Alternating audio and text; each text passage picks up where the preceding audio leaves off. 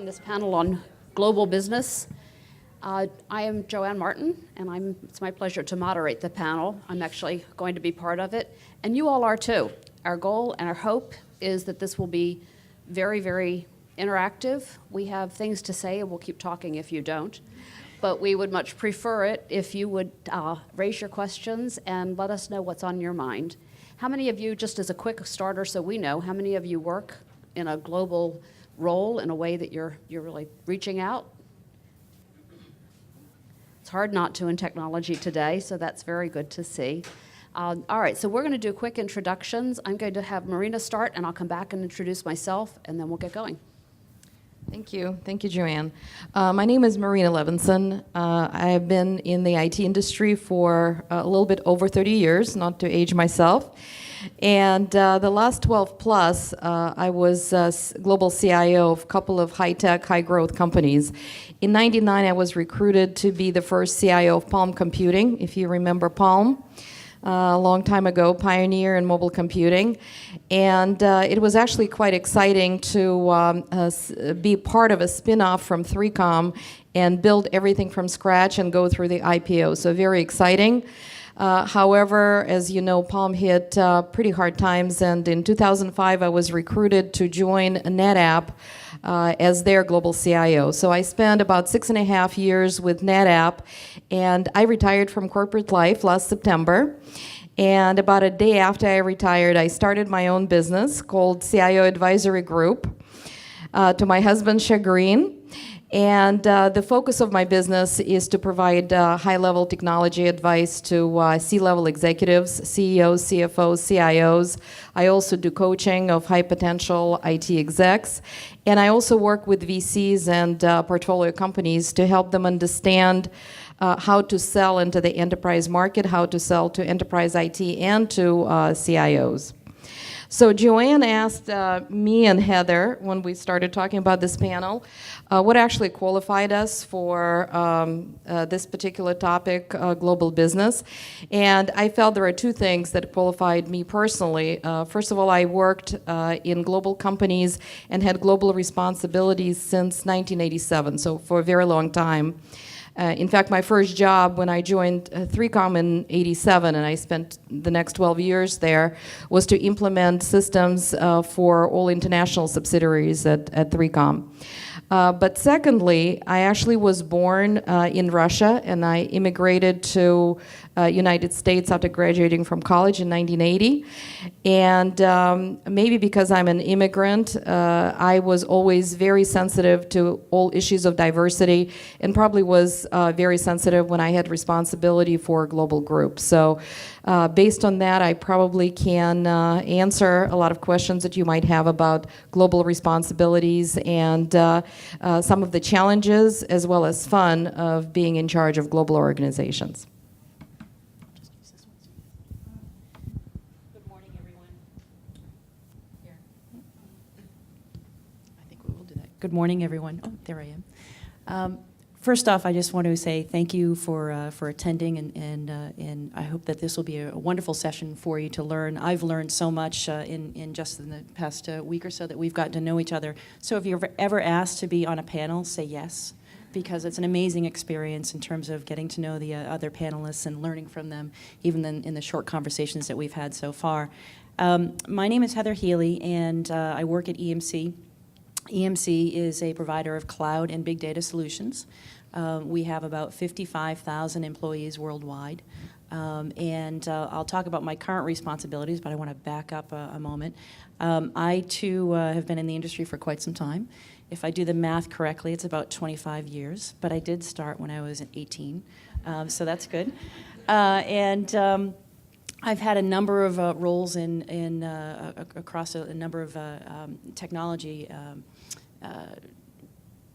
companies, and in product management and engineering and mergers and acquisitions, and that naturally lends itself to kind of the global marketplace because you're no longer engineering in one location, you're engineering in multiple locations, and for acquisitions they can take you anywhere in the world, and so that's really been my heritage, both in major corporations as well as in startups. I've been at EMC now for 13 years. And my current role is nearly entirely global. However, I am resident at corporate. So within EMC, we have 7 centers of excellence worldwide in places like Israel, Egypt, Russia, India, China, and the like. And my role is to make sure that all the employees in those centers of excellence have the right technology and tools available to them so that they can collaborate with all the other employees within the company. And so that's my current role. I also assess the risk in each of our centers of excellence and work with the business unit partners on risk mitigation strategies as we go forward, both from a business perspective as well as... Sure, I can speak louder. Could be just Carolyn? Nope. We'll ask the AV person to, there we go. Wow, I really feel loud now. So when we were putting together the talking points for this and what would qualify us to be on the panel, certainly leading global teams has been something that I've done throughout my career, and that represents its own special challenges and opportunities for learning. But as I said, in the current role that I have today, people ask me where my office is, and I should be able to say Hopkinton, Massachusetts, which is where our corporate offices are, but I would probably pick any airport as being my office because that's generally where I am, and Carolyn can attest to that in terms of the calls that I'm making from the Terminal B or C or wherever I am. So thanks very much. Thank you. And I'll just do a quick introduction. I'm Joanne Martin. I'm the Vice President of Technology at IBM. And that has a couple of components, one of which is responsibility for our technology agenda within the company, but the other is responsibility for our global technical community. So we have 250,000 technical people around the world, probably half or so in places that are far away from where I am.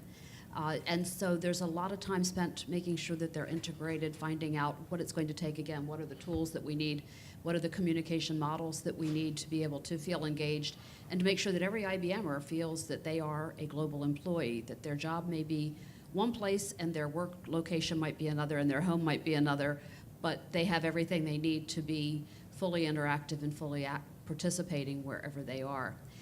My craziest global job was probably when I ran IBM.com. I had a business team in New York and North Carolina. My development team was in Canada. My test team was in Mexico, and my support team was in India. And it worked, and it worked out very well. But it makes you very focused on how to include people everywhere. We've all talked about the challenges of 7 a.m. calls, 6 a.m. calls to find the right time that works out, and other tools that help. But that's sort of the name of the game. It makes life interesting, I think, and it also, I've been really excited by how much I've been able to learn about different cultures. Traveling, I always try to take a little bit of extra time and meet people that are not people at work necessarily and just understand the culture, because it helps me then to interact with the people that I'm working with on the team to understand what they go home to and what their pluses and minuses are. So it's an exciting time. I think the capabilities that we have in technology today, I don't know which came first, whether we're more global today because the tools and the technologies bring us closer together, or whether the tools and technologies are advancing rapidly because we're so global and we need them. But either way, it seems to be in sync. So that's our starting point. So with that, I'm going to ask the first question of the panelists, and then I'm going to ask you, after we answer this one, to think about what yours are, and so be ready. Okay?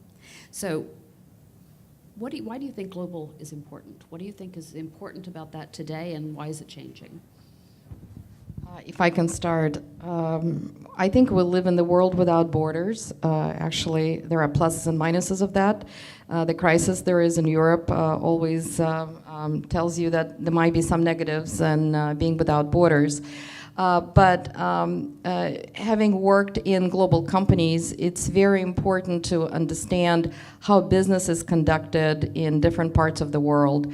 and make sure that you balance the corporate objectives, what the corporate wants to do, with some local, I would say, cultural differences to make sure that the end result is the right outcome for the company.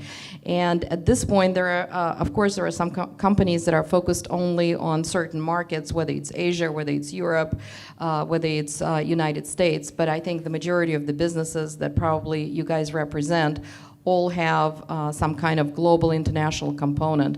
I also want to say that from the career perspective, for those of you that are up-and-comers, I think it's very important to volunteer for international assignment. It's very important to have this global exposure. It's probably one of the few things that I always recommend to both men and women to experience that, because it really enriches your experience. It makes you so much better as a global leader if you yourself have the experience running piece of the business outside of the United States. So I would agree with both of those points and expand upon one, and that is talent.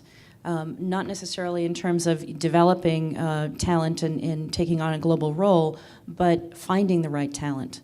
It is very challenging to run a company these days and have your talent be based in one location.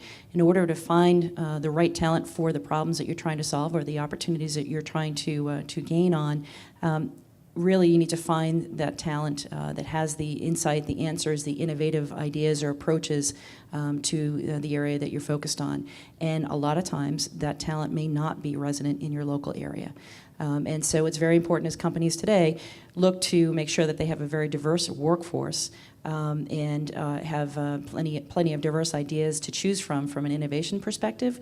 That means seeking talent from other regions typically, and in that way, you know, global companies today really their talent strategies are very tightly tied to similar to what we've done in our company, centers of excellence or other regional outposts, and that's something that technology enables because, you know, 10 years ago we didn't have instant messaging the way that we do today. We didn't have mobile workers capable of working anywhere, and so it's really finding the right talent because we have the tools that we can put in place so that they can all be part of that one global corporation or that working towards that one goal.